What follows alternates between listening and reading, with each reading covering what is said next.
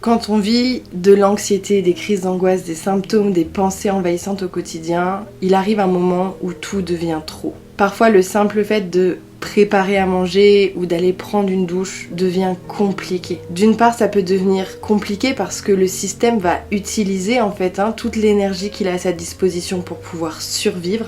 Mais au-delà de ça, quand on a vécu beaucoup de stress chronique et beaucoup de stress traumatique, notre fenêtre de tolérance, elle va être toute petite. Ça veut dire quoi? Ça veut dire que dans la majorité des cas, tu ne vas pas passer ton temps dans ton état parasympathique ventral, qui est l'état de la sécurité, de la sérénité et de la connexion avec l'autre. En réalité, tu vas passer la majorité de ton temps dans des réponses de survie, de combat, de fuite ou de figement. Autrement dit, la moindre petite stimulation, la moindre petite activation va tout de suite te faire basculer dans des réponses de survie et tu ne vas pas retrouver ton chemin vers la sécurité. Et c'est à partir de là, en fait, que tout va devenir trop, que tout va devenir submergent pour ton système nerveux autonome. C'est pas que t'es fainéant ou que t'aimes procrastiner, c'est juste qu'il n'y a pas assez d'énergie, en fait, pour tout le reste.